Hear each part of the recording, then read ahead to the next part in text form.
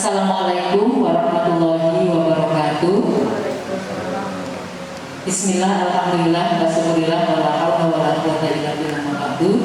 Yang terhormat Bapak Sekretaris Dinas Sosial, para kabid, para kasih, dan seluruh ASN Dinas Sosial Kabupaten Bondowoso yang kami banggakan. Syukur alhamdulillah pagi ini kita masih diberikan semangat, masih diberikan kesehatan, masih diberikan sesuatu yang membuat kita menjadi bahagia. Semoga kita terus senantiasa semangat dalam bekerja, terus memberikan prestasi, terus bisa bersemangat untuk memberikan pelayanan kepada masyarakat.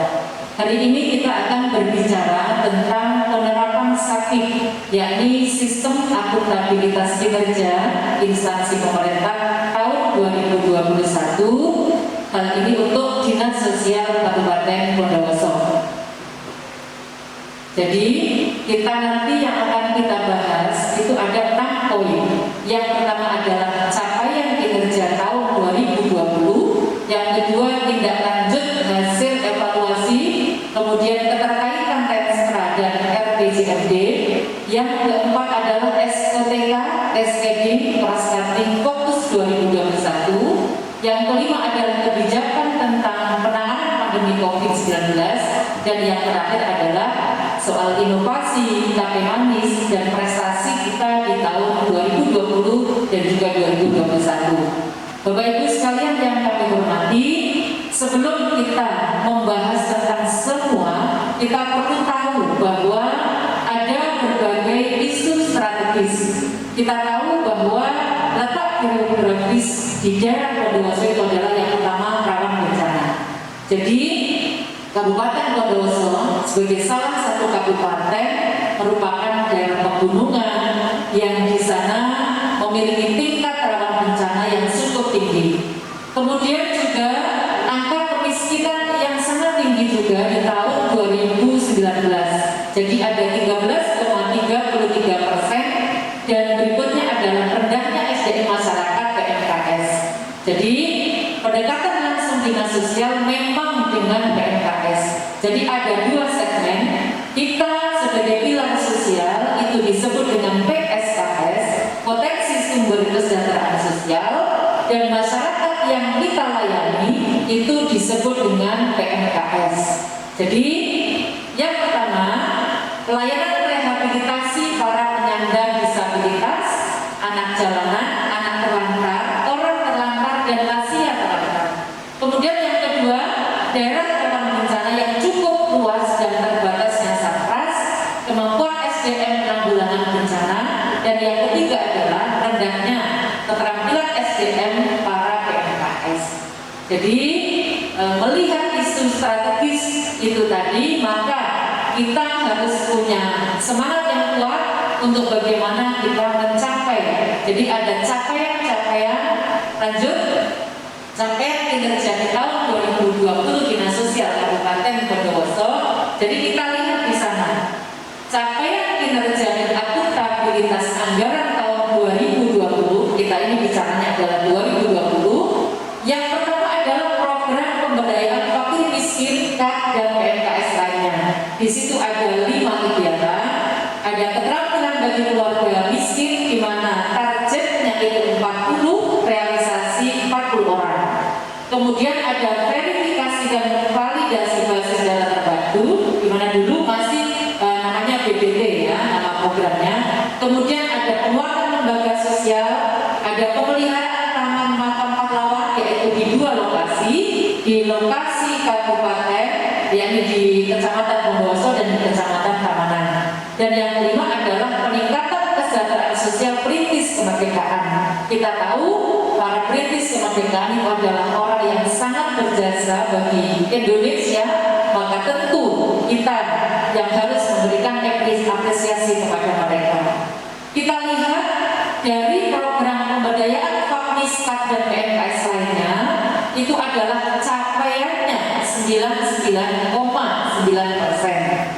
Jadi secara global program itu capaiannya 99,9%. Kemudian pada program yang kedua, yaitu program pelayanan dan rehabilitasi kesejahteraan sosial, yang pertama adalah pelatihan keterampilan dan praktek belajar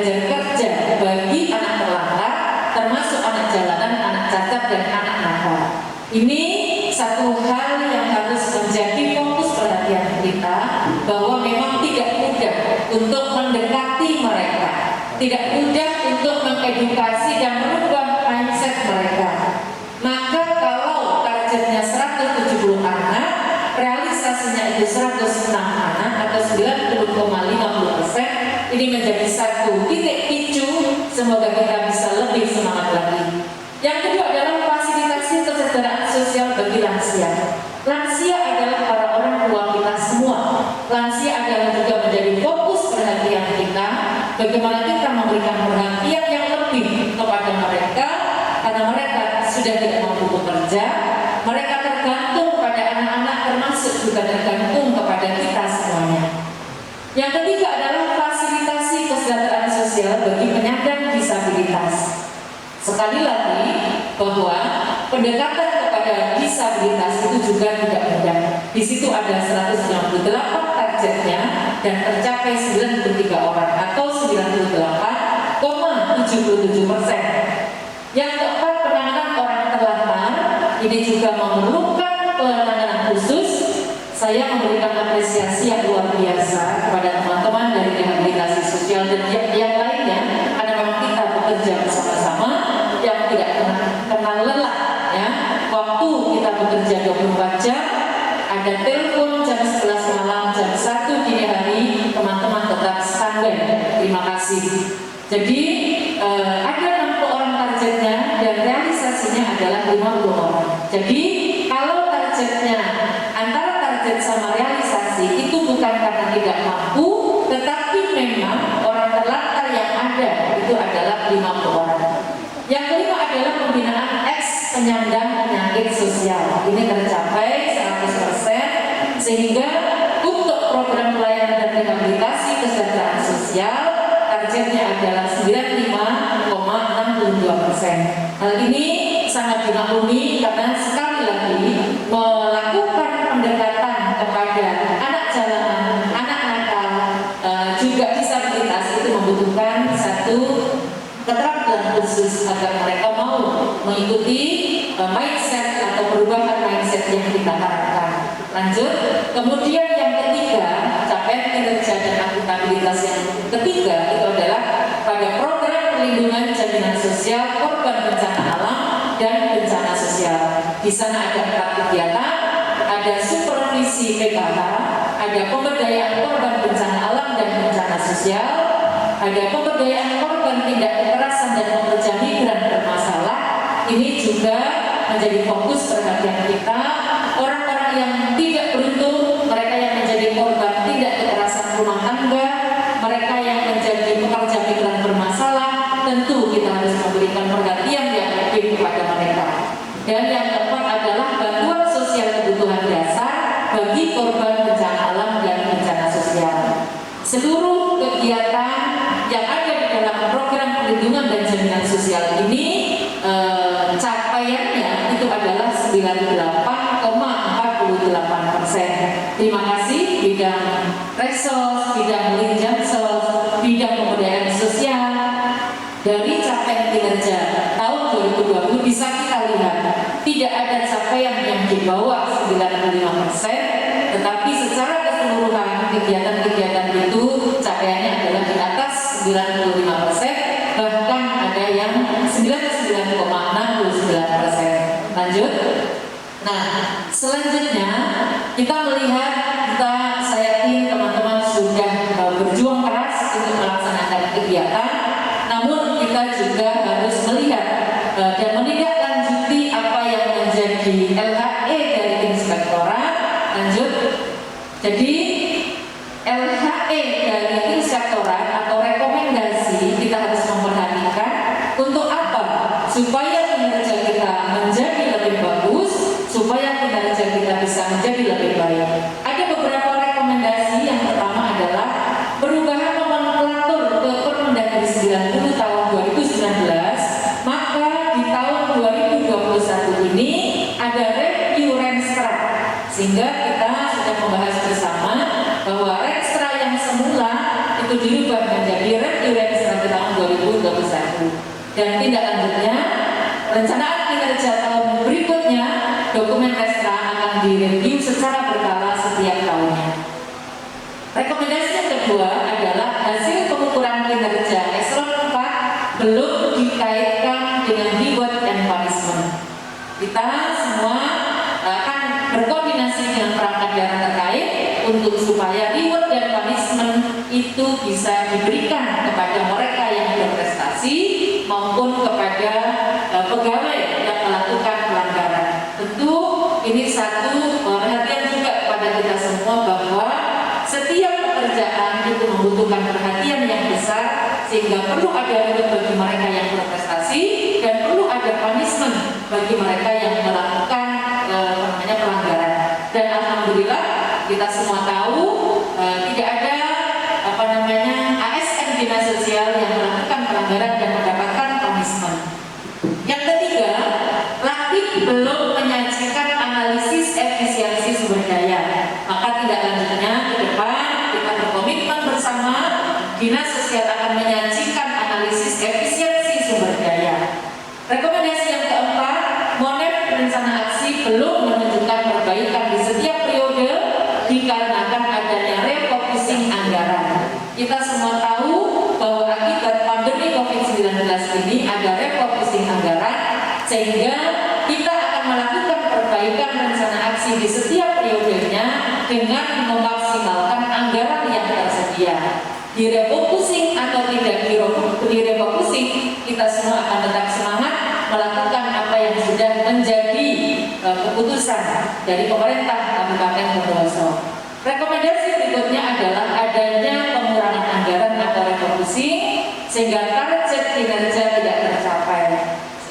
Tindak lanjutnya memaksimalkan atau memanfaatkan anggaran yang tersedia setelah refocusing untuk pelaksanaan kegiatan prioritas. Tadi sudah kita lihat ada capaian yang 95% yang tidak tercapai 100%. Salah satunya itu karena memang adanya refocusing anggaran. Nah, kita selanjutnya membahas keterkaitan antara RPJMD dan Renstra Dinas Sosial Kabupaten Bondowoso. Jadi di kotak sebelah kiri itu adalah RPJMD tahun 2018 sampai 2023. Di kotak sebelah kanan itu adalah Renstra Dinas Sosial tahun 2018-2023. RPJMD dan Renstra pasti harus memiliki keterkaitan.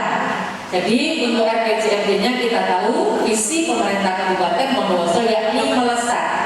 Ya, bisa dipraktekkan semuanya.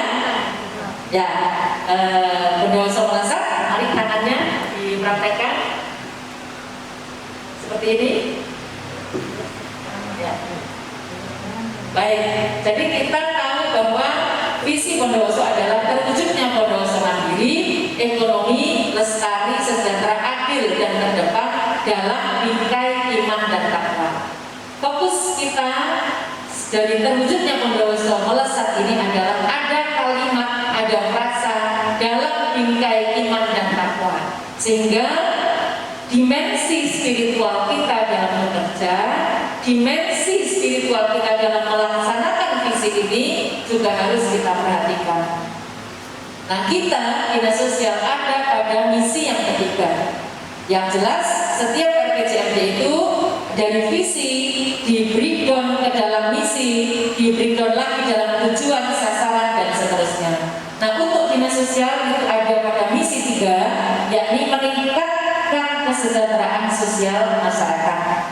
Kemudian tujuannya adalah menurunnya tingkat kemiskinan dan sasarannya adalah meningkatnya keberdayaan masyarakat.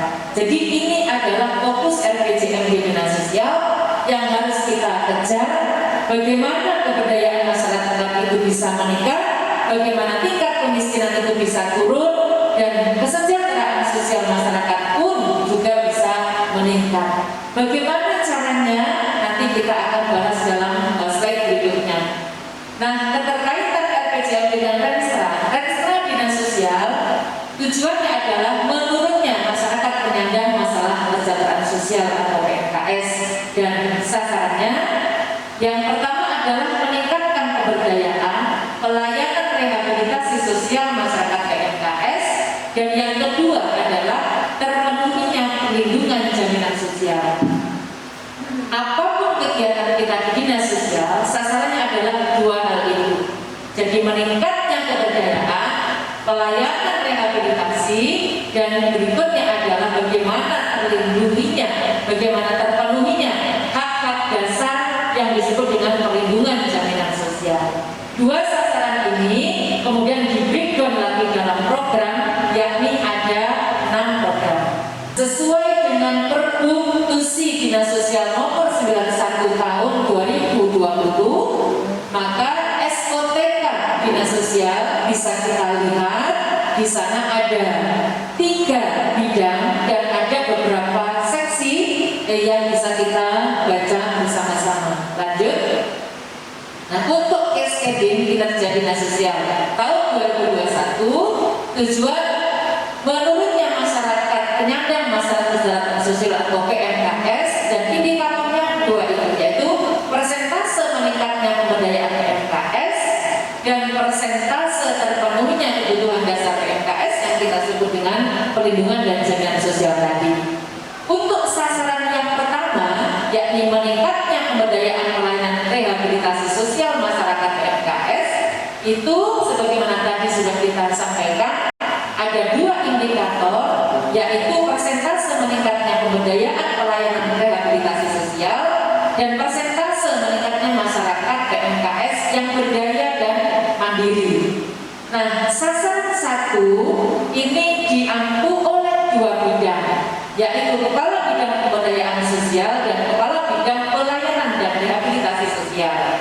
Untuk Kabin Pemberdayaan Sosial itu ada 3 kasih sebagai pelaksana kegiatan di lapangan, yaitu kasih pemberdayaan fakir miskin dan penanggulangan kemiskinan, kasih pemberdayaan keluarga, partisipasi masyarakat dan kelembagaan sosial, dan kasih kepahlawanan, kepolitisan dan kesetiakawanan sosial.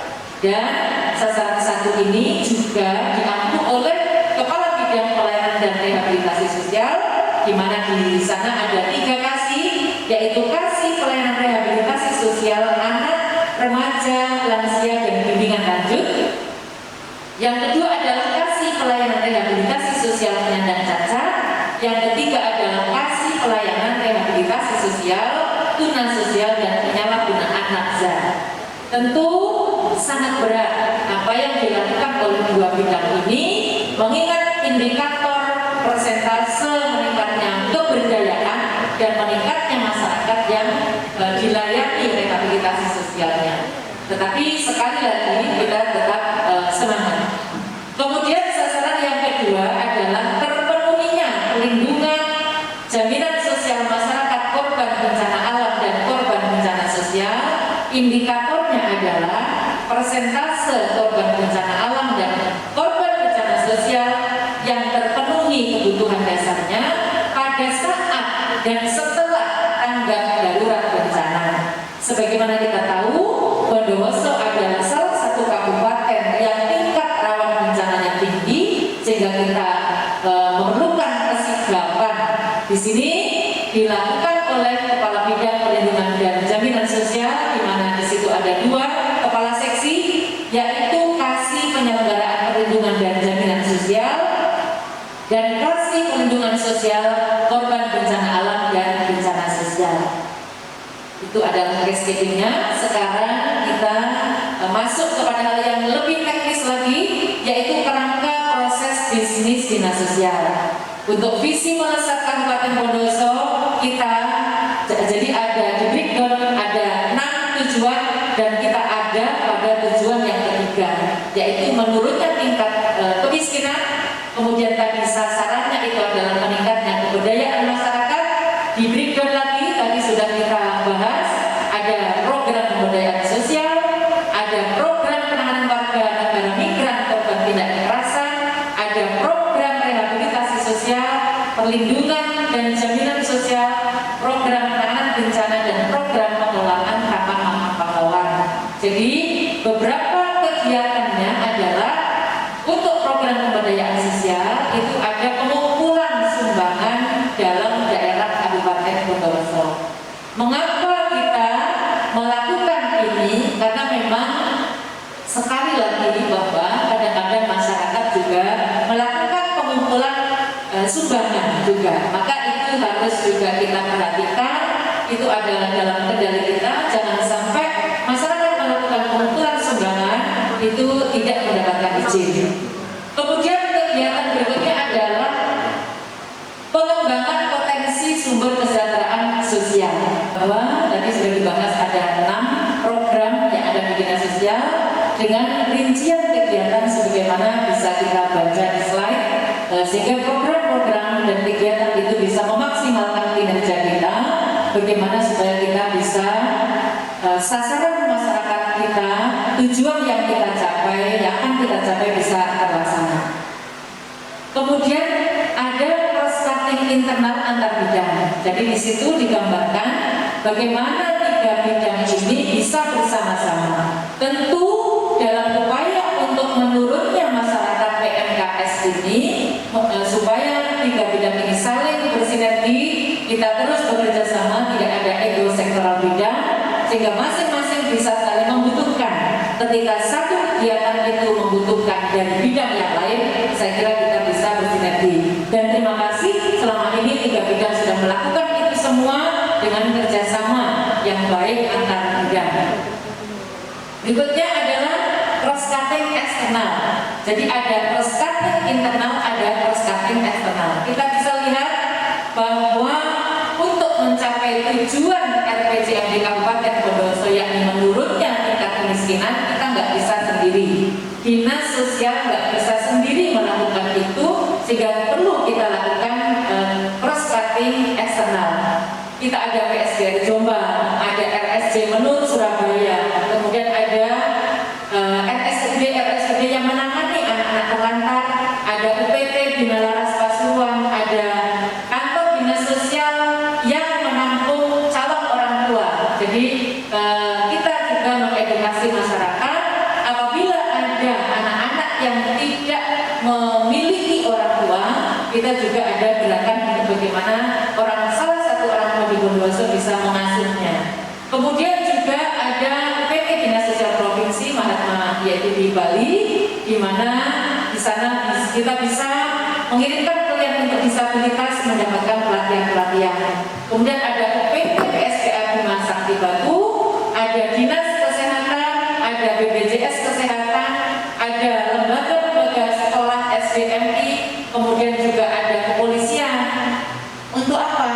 Dalam hal pengiriman orang terlantar, anak korban kekerasan, anak berhadapan dengan hukum atau APH. Kemudian juga kita juga cross-cutting eksternalnya dengan kecamatan dan desa, DPMD, DKPP, BPKB, banyak sekali, ada DPM, PTSP, Naker. Kita akan edukasi masyarakat yang putus sekolah, masyarakat anak jalanan untuk bisa mendapatkan pelatihan dari DPM, PTSP. Kemudian kita juga terutama ini adalah dengan Kementerian Sosial, dengan Dinas Pendidikan Kebudayaan, dan juga dengan Satpol PP. Masing-masing dari lembaga-lembaga atau OPD, instansi yang menjadi cross-cutting eksternalnya akan kita maksimalkan kerjasama kita dengan semuanya. Nah, prioritas di tahun 2021 yakni program pelindungan dan jaminan sosial, bagaimana pengelolaan data fakir miskin cakupan daerah kabupaten kota itu bisa terlaksana dengan maksimal. Terima kasih bidang pemberdayaan sosial dan juga operator SING desa kelurahan se-Kabupaten Bondowoso. Tahun ini per 31 Juli 2021 kita capaian verbal DTKS-nya sangat tinggi, yaitu 87%. Kemudian program pelindungan dan jaminan sosial pada pengelolaan data fakir miskin cakupan daerah kabupaten kota, di sana ada pendampingan program keluarga harapan. Bagaimana program keluarga harapan itu bisa memberikan kepastian kepada masyarakat bahwa masyarakat yang membutuhkan bisa mendapatkan hak-haknya. Sehingga kita tahu dengan adanya verbal DTKS yang capaiannya tinggi, kita juga mendapatkan penambahan pagu dari Kementerian Sosial Republik Indonesia. Ada tambahan 10.095 CKPM yang itu kemudian bisa memberikan nilai dan kebahagiaan sendiri bagi masyarakat Bondowoso. Untuk melaksanakan kegiatan-kegiatan itu butuh inovasi supaya kegiatan itu bisa terlaksana dengan efisien, efektif, dan tujuan serta sasarannya bisa sesuai dengan yang kita harapkan. Inovasinya, jadi di kegiatan supervisi PKH itu teman-teman pendamping melakukan program pemberdayaan masyarakat. Mengapa itu harus dilakukan? Karena kita yakinkan kepada masyarakat tidak selamanya mereka itu mendapatkan bantuan. Harus ada mindset suatu saat KPM PKH dan BPNT itu harus graduasi atau mundur dari kepesertaan bantuan sosial, sehingga di PKH ada gerakan namanya Sekoper PKH atau Sekolah Perempuan PKH. Sekolah Perempuan PKH itu sendiri sesungguhnya tidak hanya diikuti oleh PKH saja, tetapi boleh untuk KPM yang lain, karena singkatan PKH itu bukan program keluarga harapan, tetapi Sekolah Perempuan untuk peningkatan kualitas hidup, sehingga di situ ada bank sampah, ada pendamping yang melakukan inovasi untuk mengolah kotoran ternak menjadi pupuk. Kemudian ada juga pendamping yang melakukan arisan kambing di daerah Rajekan. Ada juga pendamping yang menginisiasi taman baca. Ada pendamping yang menginisiasi ada kolam dalam ember. Di situ isinya ikan, dan juga ada banyak hal kegiatan-kegiatan inovatif yang itu dilakukan oleh pendamping PKH, TKSK, pendamping ODGJ, dan juga forum LKSA. Kita tahu forum LKSA itu adalah satu lembaga yang sangat strategis untuk bagaimana mereka melakukan program kewirausahaan di masing-masing lembaganya. Kita juga memiliki pelayanan area untuk melakukan reformasi birokrasi, yaitu pelayanan publik. Kita semua bagaimana kita memberikan pelayanan prima sesuai dengan kebutuhan masyarakat. Kita tahu pemerintah harus hadir menyelesaikan persoalan masyarakat. Pasal 34 ayat 1 UUD 45, fakir miskin dan anak terlantar dipelihara oleh negara, itu harus menjadi spirit dan semangat kita bahwa pemerintah harus hadir untuk memberikan apa yang dibutuhkan oleh masyarakat. Kemudian kita saat ini juga mendukung bagaimana gerakan KP Manis di Kabupaten Bondowoso ini bisa kita lakukan dengan maksimal. Untuk apa? Supaya melakukan percepatan penurunan jumlah warga miskin. Bagaimana yang kedua adalah meningkatkan akses warga miskin terhadap perlindungan sosial, pelayanan dasar, dan juga program penanggulangan kemiskinan yang lain. Yang ketiga adalah meningkatkan partisipasi multi pihak, termasuk masyarakat dunia usaha. Kenapa demikian? Kita tidak mungkin menyiapkan uang untuk seluruh masyarakat yang membutuhkan. Seberapapun uang yang dipunyai oleh pemerintah kabupaten, itu harus tetap ada kontribusi seperti dari Basnas, dari Forum CSR, itu yang terus kita upayakan supaya mereka juga bisa berkontribusi untuk kesejahteraan sosial masyarakat. Yang keempat adalah meningkatkan komitmen sinergi dan integrasi dalam penanggulangan kemiskinan. Nah, apa yang harus kita lakukan untuk mendukung gerakan KP Manis di Bondowoso? Di situ apa yang harus dilakukan di tingkat desa, apa yang harus dilakukan di tingkat kecamatan, dan apa yang harus dilakukan di tingkat kabupaten. Kita semuanya harus bersinergi dari desa, kecamatan, sampai kabupaten. Bagaimana kita peran dinas sosial di sana? Yang pertama adalah melakukan cek DTKS. Ketika masyarakat membutuhkan layanan dari KP Manis, maka pintu utama, maka melihatnya itu adalah yang pertama dari cek DTKS-nya, dan yang kedua adalah memberikan surat keterangan. Jangan sampai masyarakat yang membutuhkan itu kemudian tidak bisa kita layani dengan maksimal. Kemudian kita lihat juga ada prestasi Dinas Sosial Kabupaten Bondowoso. Yang pertama adalah capaian vertikal DTKS peringkat 7 sewilayah timur. Jadi bukan se-Jawa Timur, tetapi sewilayah timur. Itu di situ di Bondowoso ada 89,60%. Kemudian yang kedua itu adalah realisasi penyaluran sembako tahap 1 tahun 2021 tertinggi sewilayah 3. Jadi capaiannya itu adalah 97,71%. Jadi ada 97,12% capaiannya. Mudah-mudahan kita bisa terus mempertahankan prestasi ini, apalagi dan juga meningkatkan. Yang ketiga adalah capaian persentase validasi CKPM PKH di periode 19 Januari 2021, sehingga kita juga mendapatkan tambahan pagu 10.093 KPM, dan yang terbaru adalah kita juga Dinas Sosial mendapatkan penghargaan pendamping PKH berprestasi tingkat nasional dari Menteri Sosial RI. Dan sesungguhnya prestasi-prestasi meskipun tidak mendapatkan apresiasi secara tertulis, kita tahu ada inovasi ngopi sosial. Inovasi ngopi sosial itu sebagai upaya untuk mendengarkan, untuk bisa ngobrol dengan masyarakat terkait hal-hal yang berhubungan dengan layanan dinas sosial. Dan di jaminan kesehatan kita juga jaminan kesehatan itu DTKS-nya adalah 379.826 untuk yang DTKS, dan yang non DTKS ada 139.485 orang. Sedangkan untuk penerima bantuan iuran jaminan kesehatan provinsi ada 14.563 orang, dan untuk yang penerima PBI kabupaten jumlahnya juga tidak kecil, yaitu 36.624 orang. Betapa pemerintah kabupaten telah memberikan perhatian yang luar biasa untuk masyarakat dengan mengupayakan bagaimana jaminan kesehatan masyarakat bisa diberikan sehingga mereka yang membutuhkan layanan kesehatan bisa difasilitasi dari layanan jaminan kesehatan. Bapak Ibu sekalian yang kami hormati, demikian pemaparan sakit Dinas Sosial Kabupaten Bondowoso. Sekali lagi apresiasi yang sangat tinggi kepada teman-teman yang telah bekerja keras, dan kita tidak membedakan mana kepala dinas, kepala bidang, sekretaris, semuanya memiliki peran dan arti yang luar biasa. Semangat kita adalah bahwa semangat pemerintah harus hadir. Konsep welfare state bahwa negara kesejahteraan itu menjadi acuan kita dengan tujuan Indonesia di pembukaan pasal di pembukaan UUD 45 alinea keempat, salah satunya adalah meningkatkan kesejahteraan umum.